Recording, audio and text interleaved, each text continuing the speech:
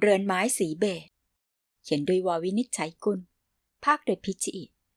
EP ที่ 4 พี่ๆของมุกเรียนจบทยอยกันกลับมาบ้านพี่แมนมีแฟนที่ยืนยันว่าจริงจังแต่ยังหวงความโสดไม่ยอมแต่งง่ายๆรอให้อายุถึง30ก่อนส่วนพี่เมย์ก็เลิกกับแฟนทางนิวยอร์กกลับมาด้วยหัวใจเป็นอิสระกลายเป็นสาวไฮโซเนื้อหอมมีภาพลงหน้าสตรีในหนังสือพิมพ์อยู่บ่อยๆพี่เมย์เป็นสาวเปรี้ยวแต่งตัวแต่ละครั้งเรียกสายตาคนได้ทั้งงานก็น่าอยู่รองที่นักข่าวชอบเอารูปไปลงใครๆก็อยากดูส่วนมุกก็ยังเป็นคนเดิมไม่ชอบไปงานกลางคืนไม่ชอบเป็นข่าวแต่จะชอบหรือไม่ชอบก็เท่ากันไม่มีใครสนใจความรู้สึกของมุกอยู่แล้วเพราะว่ามุกกลับไปอยู่บ้านคุณแม่จึงมีโอกาสบ่นว่ามากขึ้นฉันละเบื่อเหลือเกินดูแต่งตัวเข้าสิดูทำผมเข้าสิหน้าก็แต่งไม่เป็นเหลอหลาเหมือนมาจากทุ่งเอาไปไหนด้วยก็ขายหน้าถึงแม่ยิ่งวันคุณแม่ก็ยิ่งขี้บ่นไม่มีอะไรในตัวมุกเลยที่ถูกใจคุณแม่อยากให้มุกเป็นอะไรทุกอย่างที่มุกเป็นไม่ได้เช่นเป็นสาวเปรี้ยวสุดๆอย่างพี่เมย์เป็นสาวสวยจัดยิ่งกว่านางงามอย่างพี่มายหรือสาวเท่ท่าทางเป็นนักธุรกิจพันล้านอย่างพี่มินคุณแม่ไม่อยากให้มุกเป็นอย่างเดียวคือเป็นตัวของมุกเองมุกเขียนไปเล่าให้พี่อาร์มฟังคำตอบของพี่อาร์มก็คือเป็นอย่างที่มุกเป็นก็ดีแล้วพี่ไม่อยากให้มุกเป็นของเลียนแบบอย่างนั้นเขาเรียกว่าของปลอมคำตอบของพี่อาร์มทำให้มุกรู้สึกดีขึ้นมากมุกเลยไปถ่ายเอกสารขยายลายมือพี่อาร์มเป็นตัวโตๆเฉพาะประโยคนี้แล้วใส่กรอบติดเอาไว้บนฝาห้องเหนือโต๊ะทำงานมันทำให้มุกสบายใจขึ้นหลังฟังเสียงค่อนว่าของคุณแม่ถึงตอนนี้คุณย่าอ่อนแอลงมากไม่สามารถเป็นกำแพงแข็งแกร่งให้มุกพึ่งพิงได้อย่างเมื่อก่อนคุณแม่จึงได้โอกาสรุกจนตั้งตัวไม่ติดมุกฉันปล่อยให้นายแม่ตามใจมุกมานานมากแล้วจนกระทั่งเป็นอย่างนี้น่าเสียดายแต่ฉันจะไม่ยอมแพ้ยังไงฉันก็ถือว่ายังไม่สายเกินไปคุณแม่พูดราวกับว่ามุกโตขึ้นเป็นอาชญากรสังคมเป็นเด็กติดยาเป็นเด็กใจแตกคุณแม่ลืมไปว่าในบรรดาลูกทั้ง7คนมุกเป็นคนเดียวที่เอ็นติดแถมยังเข้าคณะที่ได้ชื่อว่าเข้ายากนักหนาได้แล้วคะแนนในตอนนี้ถ้ามันยังไม่ตกไปมากกว่านี้มุกก็คงได้เกียรตินิยมอันดับ1มุกมีอะไรน่าเสียดายตรงไหนคะมุกเป็นเด็กเรียนมุกไม่เคยเหลวไหลไม่เคยก่อปัญหาก็ไอ้นิสัยอย่างนี้เลยอยากที่ปัญหาหัวดื้อไม่เข้าเรื่องเถียงคำไม่ตกฟ้าถูกคุณย่าสปอยไม่ลืมหูลืมตาค่อยฟังใครซะที่ไหนมุกเป็นเด็กสปอยก็คือเด็กที่เอาแต่ใจตัวเองต้องให้คนโน้นคนนี้ตามใจทุกอย่างไม่มีเหตุผลแล้วส่วนใหญ่ก็จะเป็นเด็กไม่รู้จักโตรับผิดชอบชีวิตตัวเองไม่ได้นึกอยากทำอะไรก็ทำแล้วพี่ๆอีก6คนนั่นล่ะไปเรียนเมืองนอกแล้วเขาก็ไม่ยอมกลับบางคนกลับมาแล้วก็ไม่ยอมทำงานเป็นเรื่องเป็นราวบางคนก็เปลี่ยนแฟนอยู่นั่นเองไม่ยอมลงเอยกับใครพวกนี้เป็นเด็กดีในสายตาคุณแม่ทั้งนั้นว่าได้ก็ว่าไปมุกก็ยังทำตัวเป็นคนเดิมไม่ผัดหน้าไม่ทาปากผมก็ไม่ดัดไม่ไปทำที่ร้านเสื้อผ้าก็เลือกตามแบบของมุกเองไม่สนใจแบรนด์เนมมุกนึกว่าชีวิตจะเป็นอย่างนี้ต่อไปเรื่อยๆแต่ก็ไม่ยักเป็นวันหนึ่งคุณจุลศกก็เดินเข้ามาในชีวิตของมุกรู้ว่าการพูดถึงคุณจุลศกจะทำให้พี่อาร์ไม่ชอบยิ่งขึ้นแต่มันก็ไม่มีทางเลือกอย่างอื่นการไม่รับรู้ปัญหามันเป็นคนละอย่างกับการแก้ปัญหามุกว่าวันที่เขามาที่บ้านเป็นครั้งแรกมุกนั่งอยู่บนเทอร์เรสหน้าบ้านกับเจ้าหยูและเข็ม เรากำลังยุ่งกับการเขียนโปสเตอร์เพื่อทำนิทรรศการบอร์ดให้วันรับน้องใหม่สีน้ำมันสีน้ำสีแท่งกระจายเกลื่อนเนื้อตัวพลอยเลอะเทอะไปด้วยก็เพราะมันเลอะอย่างนี้มุกเลยไม่กล้าพาเข้าไปในห้องนั่งเล่นส่วนตัวที่ปูพรมหมดทั้งห้องมันจะเช็ดออกยากพอเหนื่อยเข้าก็เริ่มหงุดหงิดใส่กันนายมันคิดผิดเข็มโทษเจ้าหยุนหอบไปทำที่คณะซะจะได้ไม่ลำบากถามที่โน่นสิไว้ยิ่งลำบากเจ้าหยุนเถียงทันควันลำบากอ้วนี่ว่าพอจะกินน้ำกินขนมก็ต้องหยุนบริการหิ้วมาให้ถึงที่แหมทีงี้แล้วก็มายักอ้างสิทธิสตรีพอทำงานเสร็จก็สะบัดก้นอวบๆไปหมดใครตามเก็บตามล้างถ้าไม่ใช่คุณชายหยุนไอ้ทะลึ่งลามกเข็มโวยจะด่ายังไงก็ได้โว้ยแต่คุณชายหยุนไม่ยอมโง่อีกแล้วเว้ยกำลังทำงานกันไปทะเลาะกันมาก็มีแขกมาถึงหน้าบ้านปกติรปภ.จะอินเตอร์คอมเข้ามาถามแม่บ้านและแม่บ้านก็จะตัดสินเองว่าจะให้ผ่านเข้ามาได้หรือไม่พอเห็นรถเบนซ์สปอร์ตแล่นเข้ามาถึงหน้าตึกมุกก็เดาว่าคงเป็นเพื่อนคนใดคนหนึ่งของพี่ๆก็เลยไม่สนใจเจ้าหยุนไม่ได้ตื่นเต้นกับรถยนต์เพราะที่บ้านมีรถเบนซ์อย่างน้อยก็5 คันส่วนเข็มบ่นมากกว่าถามใครมาน่ะหน้าเรากำลังงามกันทุกคนเชียวไม่อยากให้เห็นเลยก็เพื่อนของพี่ๆมุกตอบไม่พี่มินก็พี่เมย์เฉยไว้เหอะเขาไม่สนเราหรอกมุกไม่อยากจะเกี่ยวข้องกับหนุ่มๆที่มาหาพี่มินกับพี่เมย์เพราะยังเข็ดไม่หายกับเรื่องถูกจับไปเปรียบกับพี่สาวคนสวยก็เลยปล่อยให้แม่บ้านรับหน้าแทนทุกครั้งวันนั้นแม่บ้านมัวเชื่องช้าอยู่ที่ไหนก็ไม่รู้ผู้ชายคนนั้นลงจากรถเหลียวมองรอบๆเหมือนจะหาคนเขาเหลือบมาเห็นมุกเข้าเขาก็มองเหมือนจะเรียกแต่มุกไม่ขยับเขยื้อนเข็มมาจากบ้านที่มีมารยาทคนละแบบกับเราพอเห็นก็อดรนทนไม่ได้ไม่ไปต้อนรับเขาหน่อยเหรออย่างน้อยก็ถามว่ามาหาใครมุกก็เลยจำใจลุกขึ้นเดินลงบันไดไปหา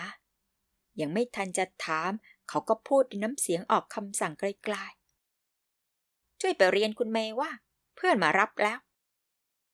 สั่งราวกับมุกเป็นเด็กลูกจ้างในบ้านก็ไม่แปลกหรอกมุกไม่ขาวสวยรวยเลิศแม้เพียงครึ่งของพี่เมย์หน้าตาก็มันย่องผมยุ่งหลุดลุ่ยแถมยังมีสีป้ายอยู่บนแก้มตอนเผลอเอามือเช็ดเสื้อยืดตัวเก่าดูโทรมไม่มีแบรนด์เนมให้เห็นตรงไหนสักนิดมุกมองเขาด้วยความไม่ชอบใจและไม่ขยับตัวไปตามคำสั่งสายตามุกคงจะทำให้เขาสะกิดใจเขาจึงมองมุกซ้ำอีกครั้งด้วยความสนใจขึ้นเล็กน้อยเขามองดูมุกทั่วตัวอย่างไม่เกรงใจเห็นแววยิ้มฉายขึ้นในดวงตาของเขาแล้วแผ่ซ่านลงมาที่ริมฝีปากเหมือนเขาพอใจอะไรสักอย่างส่วนมุกบอกตัวเองได้ว่านี่คือผู้ชายหน้าคมเข้มที่สุดคนหนึ่งเท่าที่เคยเห็นมา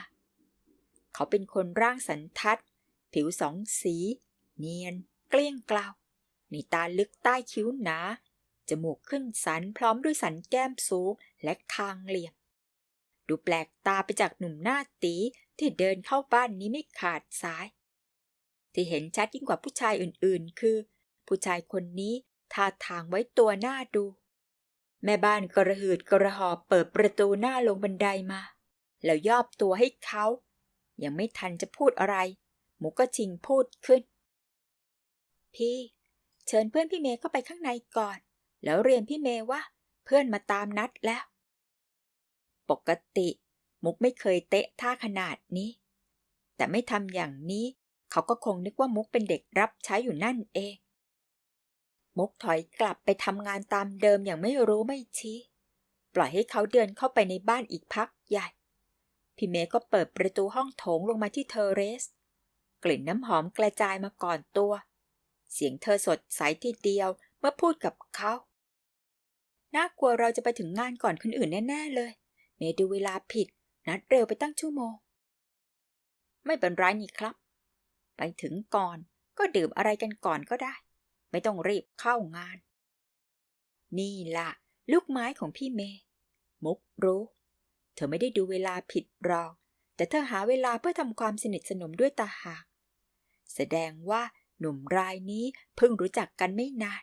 ยังไม่ทันเป็นแฟนพอออกจากงานรับรองว่าจะสนิทกันดีขนาดไปต่อกันที่อื่น2-2ไม่กลับบ้านเร็วนะเธอผ่านหน้ามุกไปโดยไม่แวะทักแต่ผู้ชายคนนั้นกลับหยุดและพูดว่าน้องสาวของเมย์หรือครับเมื่อเขาทำท่าเหมือนรับรู้ตัวตนของมุกและไม่ต้องการผ่านไปเฉยๆพี่เมย์ก็เลยตอบค่ะชื่อมุกพาเพื่อนๆมาดูหนังสือกันมุกไม่มีทางอื่นนอกจากลุกขึ้นจำใจยกมือไหว้ก็เห็นเขายิ้มต่อพูดเหมือนผู้ใหญ่ใจดีพูดกับเด็กสวัสดีครับเรียนอยู่ชั้นไหนแล้วเขานึกว่ามุกอยู่ชั้นมัธยมแน่ๆเจ้าหยุนกับเข็มมองหน้ากันแล้วยิ้มมุกนึกหมั่นไส้ก็เลยตอบเสียงชัดเจนดิฉันเรียนอยู่ปีที่4ค่ะสีหน้าเขาบอกความประหลาดใจส่วนพี่เมย์พอแนะนำเสร็จเธอก็หมดเรื่องพูดด้วยตัดบทว่าเขาอยู่กับคุณย่าค่ะอยู่กับคนแก่เลยไม่เป็นสาวพอพ้นเด็กก็แก่ไปเลยพี่เมย์ชอบล้อเล่นแบบนี้ล่ะทุกคนในบ้านเห็นเป็นเรื่องตลกหน้าเย้ยหยันยังไงไม่รู้เรื่องคุณย่าเลี้ยงมุกอย่างลูกแต่พออยู่ต่อหน้าคุณย่าทุกคนก็หดหัวหุบปากกันหมดเป็นสาวเร็วก็แก่เร็วมุกตอบลอยๆบ้ายังไม่ย้อนพี่เมย์ค้อนขวับแต่ก็ไม่ถือสาเดี๋ยวไม่พูดด้วยเลยฉันยังแนะนำไม่เสร็จนะยะนี่คุณจุลโศกสศิพลจ้ะมุกหูผึ่งขึ้นมาทันทีเมื่อได้ยินนามสกุลด้วยความลืมตัวมุกถามว่าเป็นญาติของคุณสวงศินีหรือคะมุกเห็นสีหน้าของเขาเปลี่ยนไปทันควันดูเครียดขึ้นดูไม่ชอบใจหรือยังไงก็ไม่รู้ไม่ได้เป็นญาติครับเขาตอบเสียงเย็นชายังไงพิกลพี่เมย์มองหน้าเขาคล้ายกับเดาได้เธอก็รีบตัดบทไปกันเถอะค่ะขืนคุยกับมุกเดี๋ยวไม่ต้องไปกันพอดีก็เราไม่ได้อยากพูดด้วยสักหน่อยแค่ถามนิดเดียวทำไมเขาต้องทำเหมือนมุกเสียมารยาทอย่างหนักก็ไม่รู้มุกรู้สึกว่าตัวเองทำอะไรผิดสักอย่างแต่ในตอนนั้นก็ไม่รู้ว่าเรื่องอะไร2-3 วันต่อมามุกถึงได้รู้เมื่อคุยกับพี่เมย์ที่โต๊ะอาหารเช้าในวันนั้นมีเพียงเรา2 คนพูดอะไรกันด้วยเรื่องเรื่อยเปื่อยในที่สุดก็มาลงที่เรื่องเพื่อนชายคนใหม่เป็นแฟนแล้วเหรอมุกถามไม่คนนี้ยังคบแค่เพื่อนเธอตอบหลังจากนิ่งไปอึดใจเพิ่งเจอกัน2 ครั้งเองตั้ง2 ครั้งยังไม่เป็นแฟนช้าจังทุกทีพี่เมย์ไวกว่านี้นี่แซวบ้าๆอยู่ได้พี่เมย์ไม่โกรธพี่เมย์ชอบปลื้มเสมอเวลาใครพูดว่าไวไฟเธอถือว่าเป็นคำชมอย่างหนึ่งสำหรับสาวรุ่นใหม่คนนี้ถ้าไม่นับ100%ก็คือ0%ไม่เอา50-50อย่างคนอื่นคำพูดของพี่เมย์ออกจะเวียนหัวสำหรับคนไม่คุ้นด้วยแต่มุกฟังออกเธอหมายความว่าคนนี้ล่ะจะจริงจังถึงขั้นคิดแต่งงานแต่ถ้าไปกันไม่ได้คือจะเลิกกันแบบเด็ดขาดไม่ใช่ว่าคบชั่วคราวเดียวเบื่อแต่ยังเป็นเพื่อนกันได้อย่างคนก่อนแสดงว่าพี่เมย์ชักจะเล็งคุณจุลโศกเป็นพิเศษแต่มีอะไรบางอย่างทำให้ลังเลอยู่อ๋อถ้าเจออีกมุกอย่าเผลอไปถามถึงคุณสวงศินีเชียวนะทำไมถึงถามไม่ได้มุกซักทันควันคุณจุลโศกเป็นลูกคุณโศกเกิดจากภรรยาคนแรกมุกไม่นึกเลยว่าโลกจะแคบขนาดนี้ ยังไม่ทันพูดต่อก็ได้ยินพี่เมย์บรรยายชอดทั้งเขาทั้งพี่สาวเกลียดแม่เลี้ยงจะตายไม่ถูกกันตั้งแต่พ่อเขาไปได้เมียใหม่เขาหาว่าเมียใหม่จับพ่อเขามุกสะอึกแม้ว่าน้ำเสียงของพี่เมย์ไม่บอกความเหยียดหยามก็ตามที่จริงข่าวซุบซิบทำนองนี้ก็เคยแว่วมาเข้าหูมุกมั่งเหมือนกันแต่มุกไม่ได้นึกว่ามันซีเรียสคิดว่าก็แค่เรื่องนินทากันทั่วไปบ้านคนรวยโดนกันทั้งนั้นไม่มีใครเห็นใครดีเกินหน้ากันไปได้ทำไมว่ากันขนาดนั้นคุณศกก็ต้องเต็มใจละนะพี่เมย์ยังคงไม่เดือดร้อนก็คุณสวงศินีทั้งสาวทั้งสวยแต่ไม่รวยพูดอีกทีคือมีแต่ตัวในสิยะมาแต่งกับคนแก่ใครๆเขาก็ต้องมองว่าหวังเป็นแม่ไม้ทรงเครื่องคนอย่างคุณศกจะหนังเหนียวไปได้กี่ปีกันเชียวมุกนึกถึงพี่อามแน่เหลือเกินเสียงว่าร้ายทำนองนี้คงกระทบหูบ้างไม่มากก็น้อยพี่อามจะรู้สึกอย่างไรมุกคิดว่าพี่อามคงสะเทือนใจอย่างน้อยคุณสวงศินีก็เป็นแม่ของพี่อามเองพี่เมย์คุยต่อไปอย่างสนุกปากทางบ้านเขาก็ยุ่งนะคุณจุลศกกับพี่สาวพยายามให้พ่อโอนทรัพย์สินให้ลูกสักก่อนตั้งแต่ตอนนี้เขาไม่อยากให้ทำแค่พินัยกรรมเพราะเปลี่ยนใจทำใหม่เมื่อไหร่ก็ได้ถ้ายกให้เมียลูกก็เสร็จเท่านั้นเองพ่อยังไม่ทันตายเลยนะห่วงมรดกแล้วไม่ยักห่วงพ่อแง่สิยะไม่ห่วงมรดกแล้วจะให้ห่วงอะไรทำงานยังไงก็ไม่รวยเท่ามรดกฟังแค่นี้ก็ยุ่งยากปวดหัวตั้งแต่ได้ยินมุกไม่คิดว่าครอบครัวไหนจะมีความสุขไปได้ถ้าต้องห่วงพะวงอยู่กับปัญหาเงินทองว่าใครคนไหนจะได้มากได้น้อยกว่าใครแล้วก็มุกไม่คิดว่าจะเจอคุณจุลศกอีกแต่ก็กลับมาเจอเขาที่บ้านของคุณย่าคุณศกเคยเป็นที่ปรึกษาทางกฎหมายของบริษัทเงินทุนของคุณพ่อก่อนเขาจะเกษียณตัวเองจากงานเมื่อ10 ปีก่อนแต่สำนักงานกฎหมายของเขาก็ยังทำงานให้บริษัทของเราอยู่เหมือนกันมุกมารู้ว่าคุณจุลศกจบมาทางกฎหมายและเป็นตัวแทนของพ่อเขาก็เมื่อวันหนึ่งเขามาหาคุณย่าถึงบ้านด้วยเรื่องพินัยกรรมคุณย่าเรียกมุกเข้าไปเป็นพยานรับรู้ด้วยรวมทั้งป้านินก็นั่งอยู่ด้วยคุณย่าถามถึงคุณศกตามประสาคนคุ้นเคยกันเมื่อก่อนและพูดเหนื่อยๆปนยิ้มตามแบบคุณย่าคุณศกโชคดียังแข็งแรงกระฉับกระเฉงไม่แก่เหมือนฉันคนมันรู้ตัวนะคุณว่าตัวเองจะไปหรือจะอยู่ร่างกายฟ้องว่าชักล้าลงทุกทีไม่แข็งแรงเหมือนเมื่อก่อนและอยากจะทำพินัยกรรมเสียให้เรียบร้อย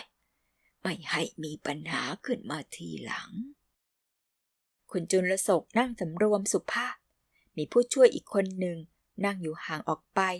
พร้อมจะจดข้อความตามคำสั่งของเขาผมเห็นด้วยครับท่านนับเป็นความรอบคอบมากครับสมบัติฉันไม่มีอะไรมากนะจ๊ะคุณย่าออกตัวส่วนใหญ่แบ่งให้ลูกๆไปหมดแล้วตั้งแต่เปิดพินัยกรรมคุณพ่อของเขาส่วนที่มีอยู่มันส่วนน้อยเป็นของส่วนตัวของฉันเองมีพอเลี้ยงตัวคุณย่าดึงมุกเข้าไปใกล้ลูบผมเบาๆบางส่วนฉันกันเอาไว้ทำบุญกับยกให้คนเก่าคนแก่ที่เขาจงรักภักดีเขาแก่แล้วมีเงินบ้างจะได้ไม่ต้องไปอยู่บ้านคนชราทรัพย์สินอื่นๆนอกจากนี้ฉันยกให้หลานคนนี้คนเดียวได้แม่มุกร้องอย่างลืมตัวแล้วคุณพ่อกับคุณอาล่ะคะยายมุกคุณย่าลากเสียงอย่างรำคาญนิดๆนายแม่เพิ่งพูดประโยค ว่าพ่อกับอาเขาได้สมบัติจากคุณปู่ไปหมดแล้วไอ้ของพวกนี้ไม่ถึง1 ใน 10หรอกลูกเอ้ยแล้วนายแม่ก็เลี้ยงมุกมาอย่างลูกสาวคนเล็กไม่ใช่หลาน มุกหุบปากเงียบคิดอะไรไม่ถูกในเมื่อคุณย่าตกลงยกมรดกให้มุกก็ไม่รู้จะค้านไปทำไมและเพื่ออะไรแต่ด้วยสัญชาตญาณมุกรู้ว่าญาติพี่น้องจะไม่มีใครยินดีไปด้วยแน่นอนมีพี่จีแล้วจะขาดในจุลศพได้ยังไงเรื่องราวของน้องมุกกับพี่อาร์มจะเป็นยังไงต่อไปใครสนใจลิงก์อยู่ใต้คลิปนะคะไปตามต่อเล่มเต็มกันได้ในแมปค่ะขอบคุณที่ติดตามบทตัวอย่างมาทั้ง4 EP นะคะแล้วพบกันใหม่กับโปรเจกต์หนังสือเสียงเล่มหน้าสำหรับโปรเจกต์นี้ขอบคุณและสวัสดีค่ะ